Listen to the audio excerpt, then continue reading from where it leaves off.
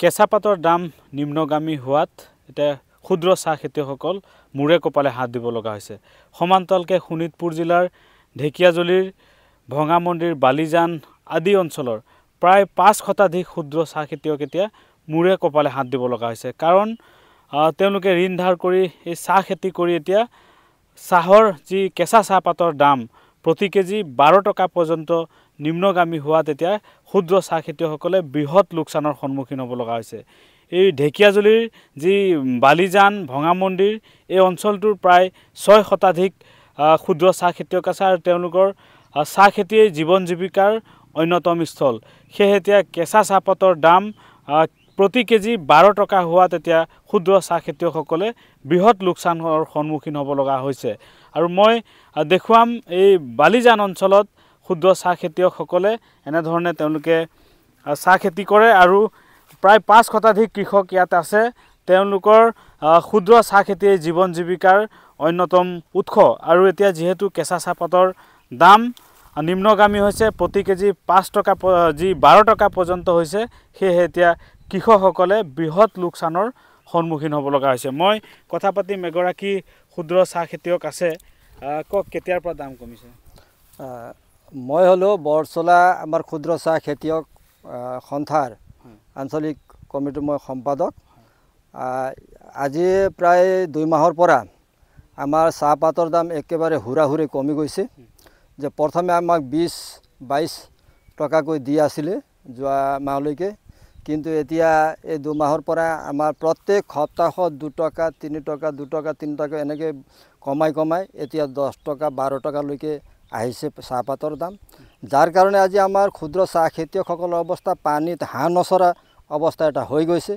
আৰু ইতিমধ্যে তেওঁলোকে হতাশাত ভুগিছে যে আমাৰ মেইনটেনেন্স খৰচে নুকুলায়।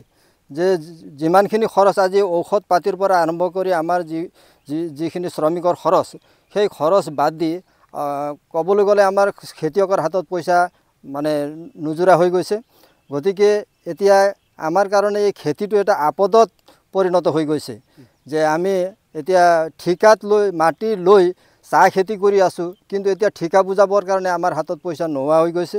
যে বিভিন্ন অজুহাতত আজি মানে চাহপাতৰ দাম কমাই দিয়া হৈছে। কেতিয়াবা তেওঁলোকে বেয়া কোৱালিটি বুলি চাহৰ কথা কয়, কিন্তু একেবাৰে বেয়া পাতো কেতিয়াবা তেওঁলোকে লৈ আছে, দাম দি আছে। আকৌ কেতিয়াবা একেবাৰে ভাল পাতৰো দাম, এতিয়া ভাল পাত আমি দি আছোঁ কিন্তু আমি দাম পোৱা নাই। ইতিমধ্যে যোৱা শনিবাৰে টিউলিপ চাহ বাগিচাৰ কৰ্তৃপক্ষই আমাৰ বহুত কেইবাটাও গাড়ী চাহপাত আমাৰ ঘূৰাই দিছে কোৱালিটি নাইকিয়া বুলি।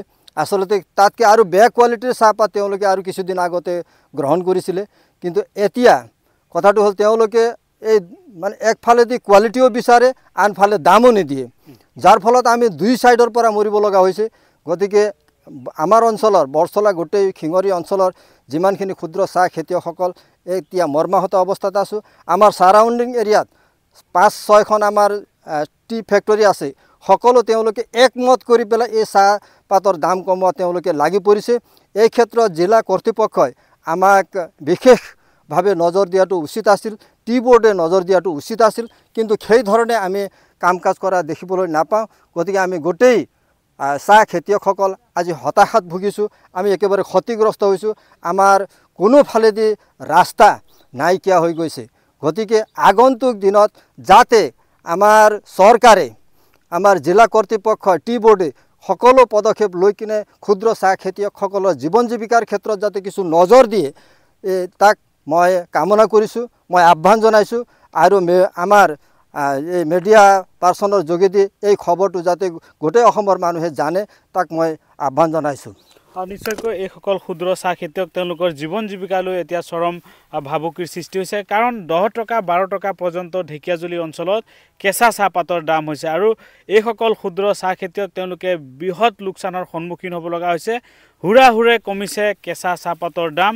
আৰু ঢেকিয়াজুলিৰ এই অঞ্চলটোত প্ৰায় 5 শতাধিক কৃষক ক্ষুদ্ৰ চাহ খেতিয়ক আছে। একেদৰে বৰচলাৰ গৰুডুবা, তেলীয়া গাঁও আদি অঞ্চলতো প্ৰায় সহস্ৰাধিক ক্ষুদ্ৰ চাহ খেতিয়ক আছে। গতিকে এই শোণিতপুৰ জিলাৰ এই বৰচলা ঢেকিয়াজুলি এই অঞ্চলটোৰ প্ৰায় সহস্ৰাধিক ক্ষুদ্ৰ চাহ খেতিয়ক এতিয়া বৃহৎ লোকচানৰ সন্মুখীন হ'ব লগা হৈছে, কাৰণ হুৰাহুৰে দাম কমিছে কেঁচা চাহপাতৰ মূল্য। আৰু সেয়েহে এতিয়া ক্ষুদ্ৰ চাহ খেতিয়কসকলে টি বোৰ্ড অফ ইণ্ডিয়া আৰু অসম চৰকাৰ তথা জিলা প্ৰশাসনক এই ক্ষেত্ৰত চকু দিবলৈ দাবী জনাইছে, কাৰণ বহুকেইটা বটলি ফেক্টৰীয়ে তেওঁলোকে বিভিন্ন অজুহাতত কেঁচা চাহপাত ঘূৰাই দিছে, যাৰ ফলত কেঁচা চাহপাত এতিয়া ক্ষুদ্ৰ চাহ খেতিয়কসকলে পেলাই দিব লগা হৈছে বিক্ৰী নকৰাকৈ। এই ক্ষেত্ৰত বিহিত ব্যৱস্থা গ্ৰহণৰ বাবে দাবী জনাইছে এইসকল ক্ষুদ্ৰ চাহ খেতিয়কে।